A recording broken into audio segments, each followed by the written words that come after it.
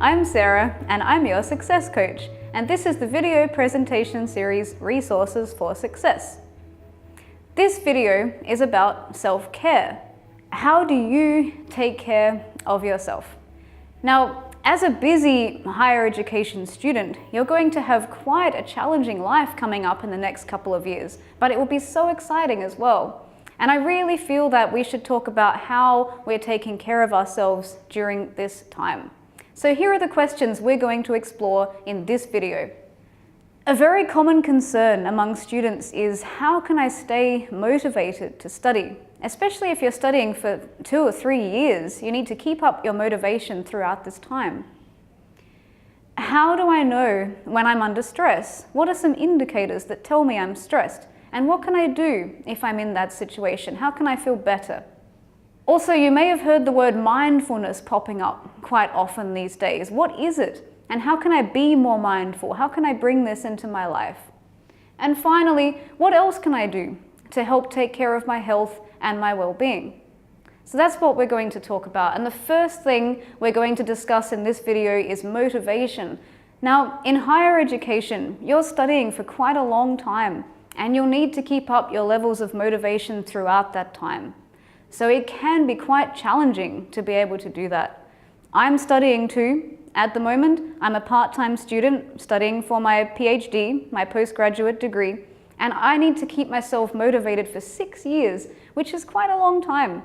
So I've actually done a bit of research into this because I needed to know about it too. And now I can tell you what I found.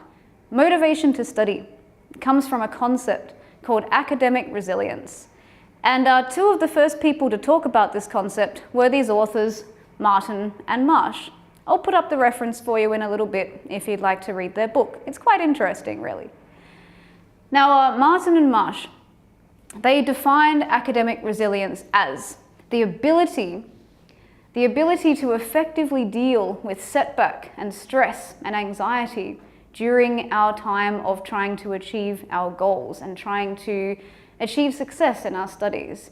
Now, the important thing to note here is that resilience is not about being a brilliant student necessarily. It's not about getting distinctions and high distinctions for everything. It's about how you deal with stress and pressure and setbacks and use that to turn it into something positive and achieve your goals. So, how do I know if I'm a particularly resilient person? Well, these authors, Martin and Marsh, they actually turned resilience into 4 basic concepts that they began with C. They call them the 4 C's of resilience. And we're going to talk about how we can be more resilient in each of those areas. So the first C is confidence. This relates to our self-belief. The second C is control. How much do we feel? To what extent do we feel like we are in control? The third C is composure. Now this relates to our anxiety level. How low is our level? It should be as low as possible. We should be feeling as calm as possible. Calm also starts with C. I just noticed that. And the last one, commitment, is the 4th C. Now this is about our persistence. So we're going to talk about each of these 4 C's in a bit more detail and how we can develop each one. The first C, confidence. How can we develop more confidence? Well, the first thing with confidence is goal setting. Now, if you watched the Planning Your Study presentation, you'll know about goal setting. So with goal setting, one of the things that helps us stay motivated and confident is to focus on smaller goals instead of just our really big goals. So we all have the ultimate goal of graduating with our degree, right? But this is a big goal and it's quite far in the future, especially if you're just beginning your study. So it's better to have a look at the smaller picture and focus on things that you can achieve in the more short term. Because in the short term, you'll be able to reward yourself, focus on achievements, keep positive, and eventually you'll get to your large goal. All right, so when we achieve these goals, we actually become more confident with each one. If we reward ourselves, we reinforce that positive frame of mind. All of these things will lead to more resilience. And lastly, don't forget to challenge your negative thinking processes as well. Positive self-talk. Remind yourself of everything that you've achieved and everything that you're going to achieve, and tell yourself you can do it. Let's talk about control. How do we feel like we are in control? To be in control, we have to know what to do to achieve our goals. So if you've got your clear goals, both short-term and long-term, the first thing you need to do is work out how you will achieve them. What are the steps? What's the first thing you can do? And if you have steps, you follow the steps, you'll feel in control. Another thing is you will be getting feedback throughout your time as a student. You'll be getting feedback for your written assessments, your practical clinics, your exams. You might not be too happy with it at first, especially if you're new to this kind of education, but it's very important to pay attention to the feedback. Don't see it as a negative criticism. It's not meant to be taken personally. It's meant to help you learn and grow. And none of us are very good at the start. It's very rare to achieve the marks that you want right from the beginning. It's a whole new way of learning and a whole new way of studying. But to adjust to it and to stay in control, it's very important to listen to that feedback, take it on board, apply it for next time, use it to improve yourself. That's what it's designed for. Don't forget to apply yourself consistently to your study. Make an effort, do everything you can to do as well as you can. And of course, don't forget, you can always talk to me, your success coach, to help you stay organized and in control. Let's talk about the third C, how we can stay composed. Now remember, this relates to anxiety. We want our anxiety to be as low as possible. We want to be as relaxed as possible. A lot of anxiety from students comes from fear of failure. We're scared to try in case we fail. We all have this fear at some point or another. So how can we overcome this? We talked about study planning in the Plan Your Study presentation. Again, if you haven't watched that one, now's a good time to take a look at how to complete your study planner, because staying organized from the beginning is very important for reducing stress and panic. And we are also going to talk a little bit about effective relaxation techniques. That's coming up a bit later in this video. Practicing good relaxation techniques will also help you reduce that feeling of panic and anxiety. Okay, the fourth C, commitment. Like I said before, this relates to your persistence. How are we going to stay committed to our study? It's very important to set your goals and pursue them without giving up. We talked about the Smart F goal setting. Again, watch the Plan Your Study video if you need a reminder about how to make those goals. But setting these goals is so important, and pursuing them without giving up, this is the key to commitment. Overcome obstacles, develop new skills, listen to your feedback, use it to improve. Convert disappointment into success. So you take your disappointment, you learn from it, you convert it to success.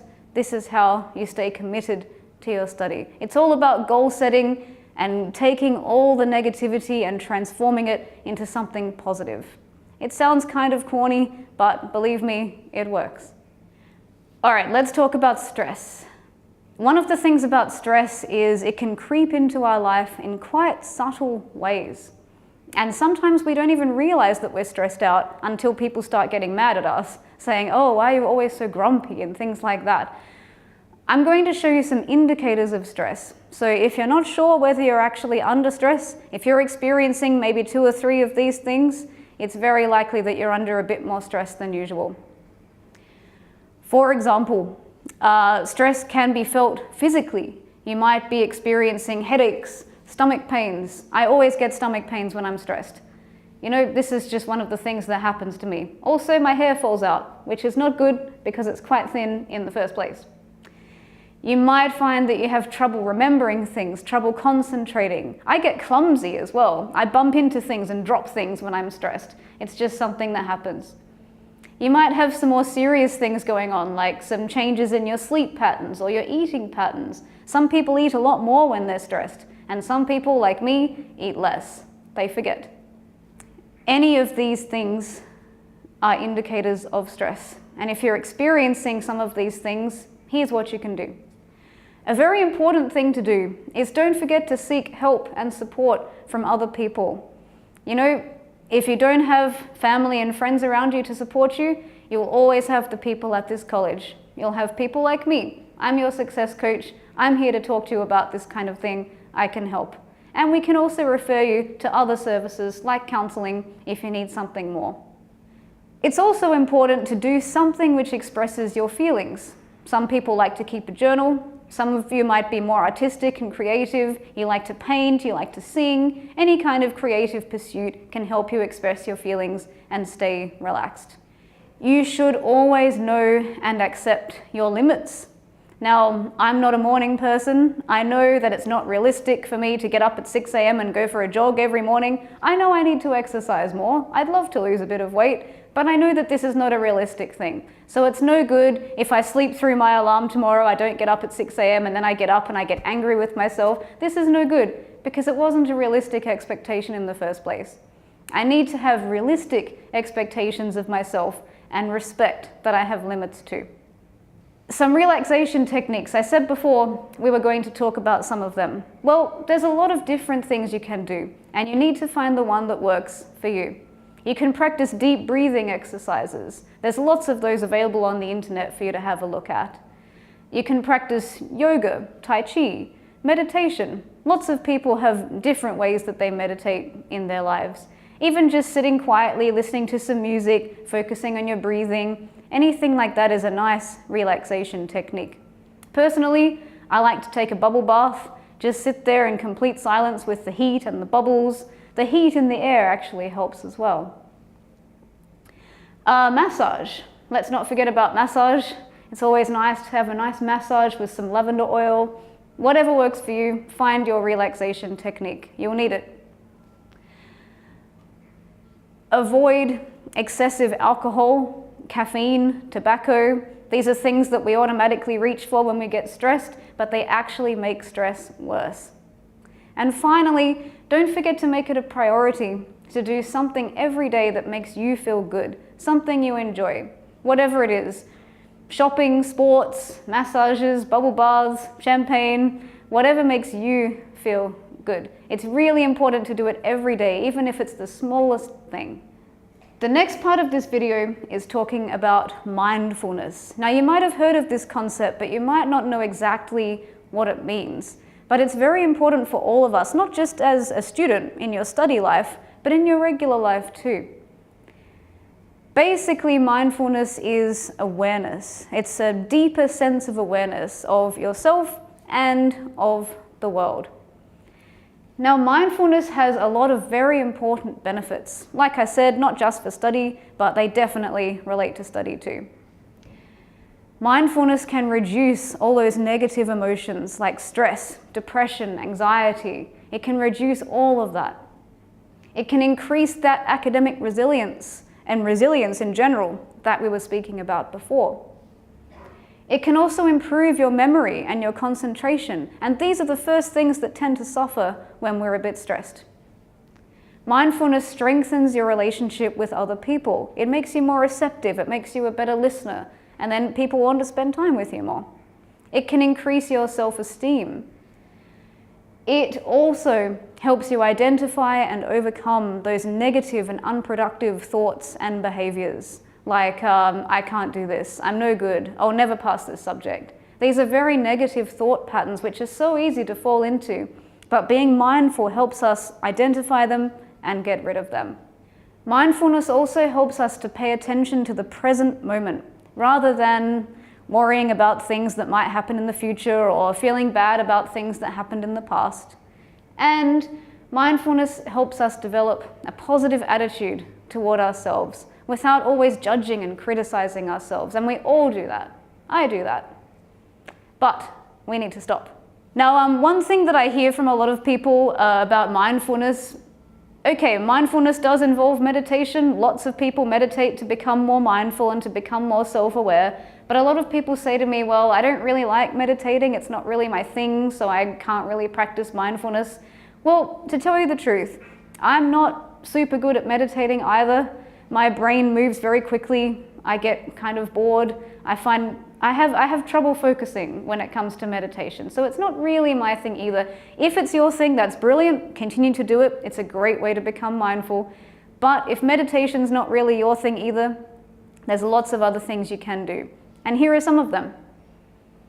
you can consider keeping a gratitude journal. What that means is you write down a couple of things that you are grateful for every day. And there's another version of this as well. You can actually put little notes in a jar where you can write down things that made you happy or things that were good that happened to you that day. And at the end of the year, on New Year's Eve, for example, you take out all the notes, you read them, you remember all the good things that happened in your life that year. That can be something really nice and positive to do. And doing that every day can make you feel really good about yourself and about your life. Another way is to just practice noticing the world around you without making any kind of judgments. For example, it's cloudy outside. I'm not making any judgment about that. I'm just stating a fact. I'm not saying it's good that it's cloudy, it's bad that it's cloudy. I'm just saying it's cloudy, and I've noticed that, and I'm in the present moment. Another thing you can do is you can actually practice eating a meal without doing anything else at the same time.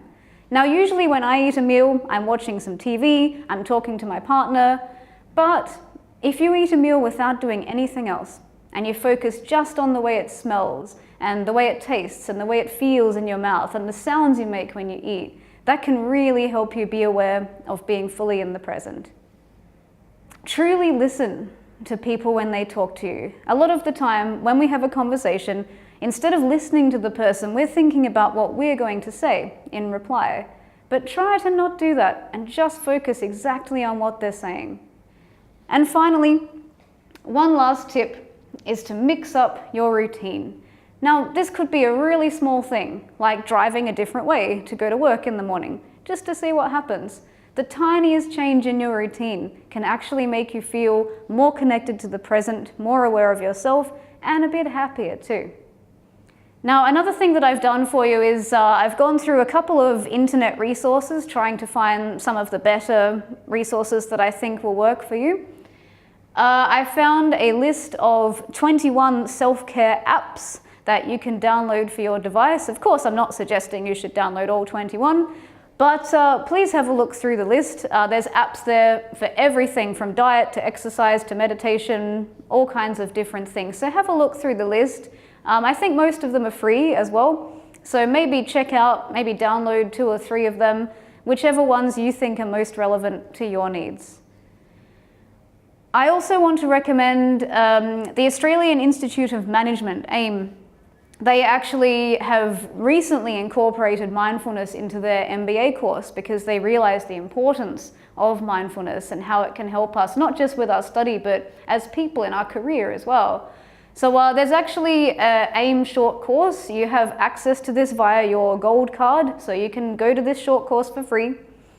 And it's called Mindfulness, Raise Your Leadership Effectiveness. So if you're thinking about starting your own business, this is a very good course for you. Otherwise, feel free just to use it for your personal life. Finally, here are my top tips for self-care.